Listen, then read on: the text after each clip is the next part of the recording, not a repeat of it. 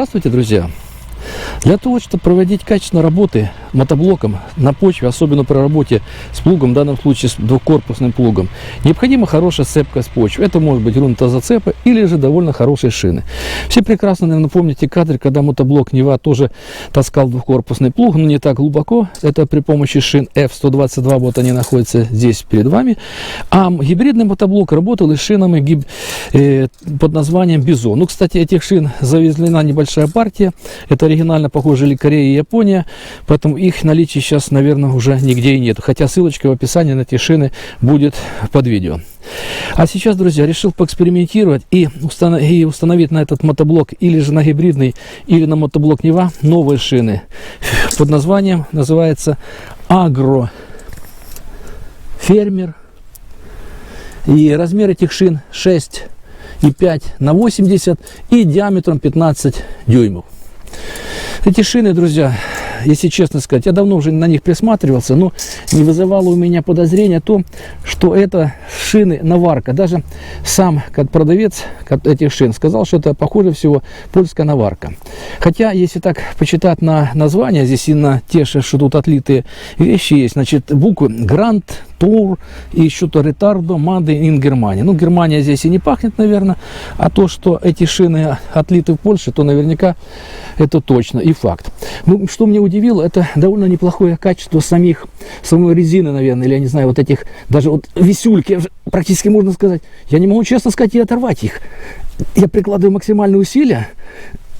Это ужас, то есть довольно качественный вот это, ну, на первый взгляд, качество самой резины. Не знаю, как они будут ходить, не будет ли отслоения самой шины от оригинальной покрышки. Значит, я единственное, что скажу, что вот эти шины, наваренные на оригинальную покрышку легкового автомобиля, если я не ошибаюсь, это размер ее 185 на 60. То есть, о чем это говорит? Что реальная ширина вот этой шины составляет, если брать например, по самим бортам вот этим, 185 миллиметров. Это, наверное, одна из самых широких шин. А ширина, друзья, это как раз то, что мне и надо. Чем больше ширина, тем, наверное, будет лучший захват. Но для того, чтобы показывать и сравнивать эти шины и с другими шинами, я их вот поставил рядышком. Вот здесь рядышком стоит шина F122, давно уже известная, прославленная. Она есть и белшина похожих размеров. И рядышком стоит вот эта шина. Значит, давайте скажу по характеристикам, и тогда вы сразу поймете, в чем разница между двумя шинами. Значит, высота вот этой шины F122 по документам, кстати, я смотрел, составляет, где-то написано во всех документах у них, если не ошибаюсь, 72 сантиметра. Но реально, друзья, диаметр этих шин реально 68 сантиметров. Я уже перемерял несколько раз. Теперь, ширина захвата в этой шине, именно по самим протекторам, получается, я вот тоже неоднократно промерял, 13 сантиметров. У этих же шинах ширина протектора получается 17 сантиметров. Высота этих шин составляет 60, ну тут 62, 63 сантиметра, это если брать по самым верхушкам. По высоте самого протектора, протектор практически я замерял во всех шинах одинаковый, где-то порядка, если не ошибаюсь, 2 сантиметра, ну 20 миллиметров. Такая же высота протектора. И в этих шинах тоже около 20 миллиметров. Единственное, конечно, повыше протектор, это у шина Бизон. Здесь порядка 40 миллиметров захвата. И еще что замечательно, если в этой шине количество вот этих грунтозацепов пар 15, то в этой шине количество грунтозацепов 18.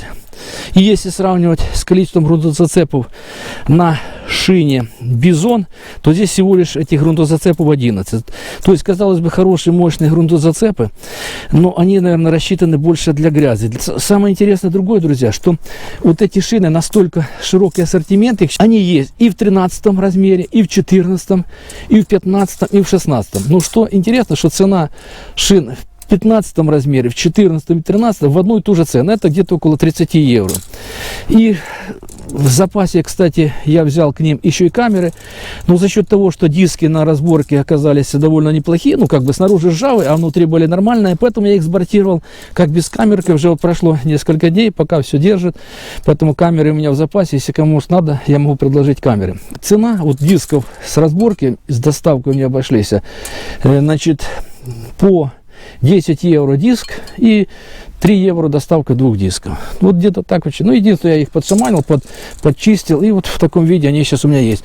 Значит, диски здесь вот можно посмотреть, что здесь написано. Размер диска 15 дюймов диаметр. Дальше ширина диска 5,1/2 дюйма и ET45.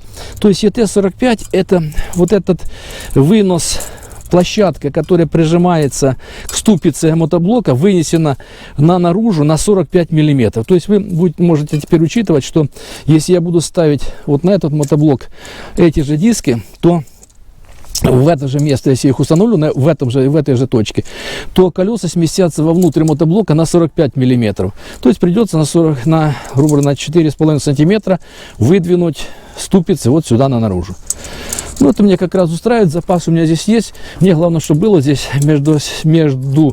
по центру шин, чтобы было расстояние в пределах 70 сантиметров.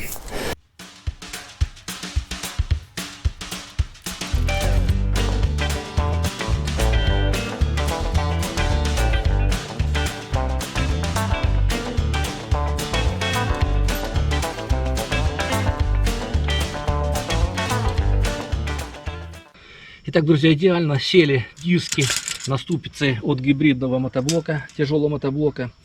И здесь расстояние еще есть около 3,5 сантиметров с каждой стороны. Это при том, что между центрами шин сейчас у меня расстояние получается, друзья, 70 сантиметров. Вот она, вот такая картина. То есть реально еще можно колею увеличить на 7 сантиметров, если выдвинуть сюда максимально на каждую сторону. А если развернуть шины и диски в обратную сторону, то еще дополнительно можно добавить за счет того, что здесь вынос 4,5 сантиметра. Это плюс 9 на 2, на 18 сантиметров еще можно увеличить колею. Ну, мне устраивает 70. 70 это самое оптимальное, сейчас понял, для выращивания в основном картофеля. Поэтому колею 70 я изменять больше не буду.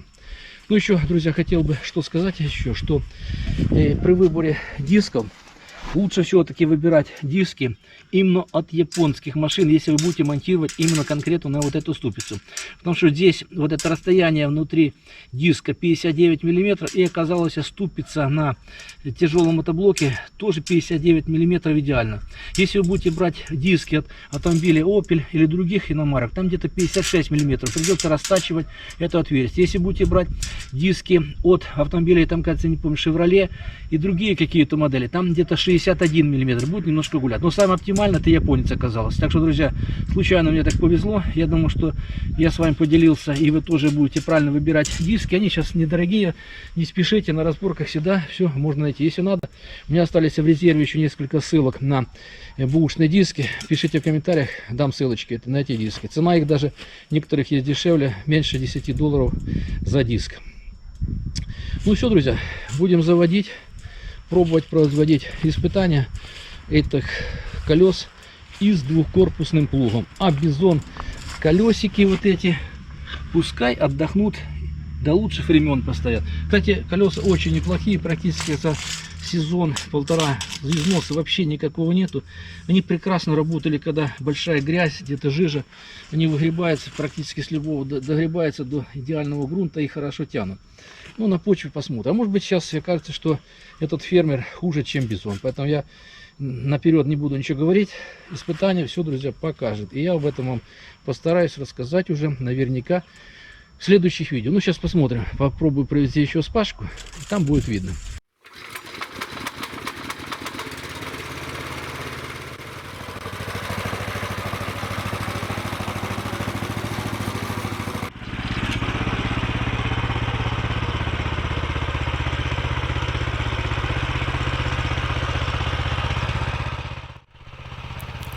Завершаю видео небольшим фрагментом работы мотоблока уже на новых шинах фермер. При вспашке разработаны целины еще этой весной, а также фрагменты целины под старым 50-летним деревом. Так что, друзья, не забудьте заценить это видео лайком или дизлайком. А всем желаю, друзья, крепкого здоровья, добра, успехов и до встречи на канале. Впереди еще много интересного, в том числе работа и настройка двухкорпусного плуга и многое другое. До свидания, друзья.